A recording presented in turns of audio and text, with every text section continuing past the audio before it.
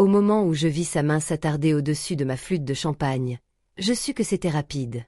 Un léger mouvement des doigts, une pincée de quelque chose de pâle, presque scintillant sous les guirlandes lumineuses. Il ne me regarda pas en le faisant. Il continuait de sourire aux invités, de hocher la tête vers de vieux collègues, jouant à la perfection le rôle du père fier. Mon père avait bien des défauts. Mais il n'avait jamais été négligent. Je gardai mon visage impassible. Mes doigts me démangeaient d'éclater le verre à son visage, de crier. À la place, je le saisis, laissai la tige fraîche refroidir ma peau, et lui rendis un sourire. La pièce baignait dans une brume douce d'applaudissements et de tintements de verre, l'odeur des lises dressées au centre des tables, le murmure discret des conversations polies. Ma sœur se trouvait à 2 pas, riant d'une plaisanterie lancée par un ami de la famille. Elle ne me vit pas approcher. Elle ne remarqua pas l'échange discret. Elle prit simplement le verre, toujours en riant, et but. Et mon père se figea. Plus jeune, je pensais que mon père était inébranlable. Le genre d'homme qui emplissait une salle, dont la voix redressait les épaules. C'était lui qui m'avait appris à nager, à mentir avec aplomb, à ne jamais pleurer en public. Je m'accrochais à son bras lors des réceptions, fière d'être sa fille. Il me disait que j'hériterais un jour de son empire, que j'étais son esprit vif, celle qui comprenait les règles du jeu. Mais ma sœur, elle, était sa préférée. Tout le monde le savait. Il l'appelait ma douce, lui parlait comme si elle était du cristal fragile, prêt à se briser au moindre geste. Elle avait droit à la tendresse. Moi, j'avais droit à l'entraînement.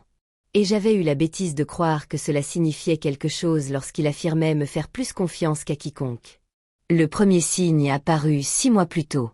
Un appel que je n'étais pas censé surprendre. Sa voix basse, tendue, pressante.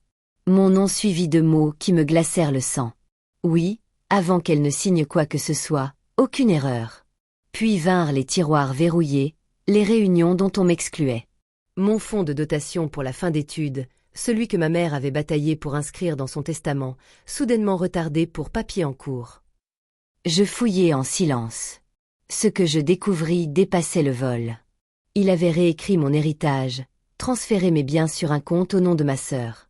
Mes études, mon appartement, les actions laissées par ma mère, tout était destiné à disparaître avec une simple signature falsifiée.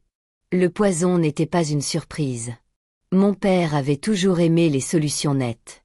Un scandale pouvait être enterré. Une fille pouvait l'être plus encore. Je ne le confrontais pas. Pas alors. L'émotion ne servait à rien contre lui. Les larmes n'étaient pour lui qu'un prétexte à retourner l'arme contre vous. À la place, j'appris son rythme. Ses habitudes. Son tic de la main droite lorsqu'il glissait quelque chose dans un verre. Mais j'appris aussi autre chose. Ma sœur savait. Pas tout, mais assez. Elle croyait seulement aider papa à remettre les choses en ordre. L'argent, sans doute, était pour elle un bonus commode. Alors je n'ai pas planifié de survivre. J'ai planifié de gagner. 2 semaines avant la remise de diplôme, je commençais à semer des miettes. Un mot ici, un coup de fil par hasard entendu là, juste de quoi éveiller sa méfiance envers lui. Je lui dis que la banque m'appelait pour des retraits suspects. Je la laissai me surprendre en pleurs devant un faux avis d'expulsion. Je la laissai croire que je la soupçonnais. Le soir de la fête, elle était déjà sur les nerfs, prête à tout pour prouver son innocence. Je savais qu'elle boirait à ma place si je lui offrais mon verre, juste pour montrer qu'elle n'avait rien à cacher. Quant à mon père, je m'étais arrangée pour qu'il me croie nerveuse, distraite, parfaitement placée pour qu'il passe à l'action. Quand le champagne fut servi, je me tins en retrait, au bord du cercle des invités. Ma robe effleurait mes chevilles. Mon père s'approcha, le sourire de circonstance plaqué au visage, l'autre main déjà nichée dans sa poche. Et puis ce geste, ce scintillement, cette trahison distillée en un mouvement simple. Je me tournai lentement, avec intention, et traversai la pièce vers ma sœur. Elle riait encore, les joues rosées. Je lui tendis le verre comme une offrande. Elle l'accepta, avide de prouver qu'elle n'avait rien à cacher. Une seule gorgée suffit. Son sourire se figea, ses yeux cherchèrent ceux de mon père. Sa main trembla, son masque se fissura une fraction de seconde. À la 2e gorgée, son rire s'éteignit. Elle chancela, s'accrochant au dossier d'une chaise. Les invités se retournèrent. On demanda si tout allait bien. Je ne répondis pas. J'observais seulement mon père. La panique est une chose laide chez un homme qui a bâti sa vie sur le contrôle.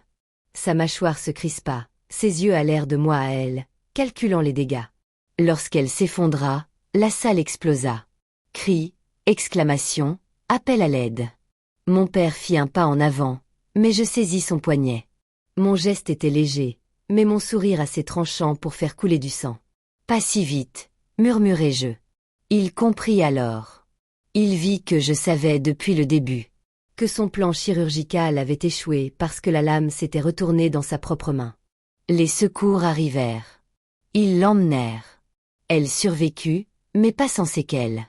Assez pour qu'elle ne puisse jamais plus signer quoi que ce soit sans un tuteur légal. Un tuteur que j'avais désigné. L'empire de mon père s'effondra plus vite que je ne l'aurais cru. L'enquête sur son accident mit à jour des comptes dissimulés, des pots de vin, des détournements. Son nom devint un avertissement, non un héritage.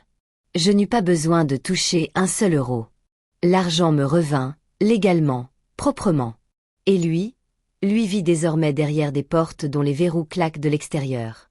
Je repense souvent à cette nuit. Au reflet des lumières dans le champagne. Au rire de la foule brisée en chaos. Aux yeux de mon père croisant les miens et comprenant, en une fraction de seconde, qu'il m'avait trop bien enseigné. Je ne suis pas fière de ce que j'ai fait. Mais je suis satisfaite. Et la satisfaction, ai-je appris, a bien meilleur goût que le champagne.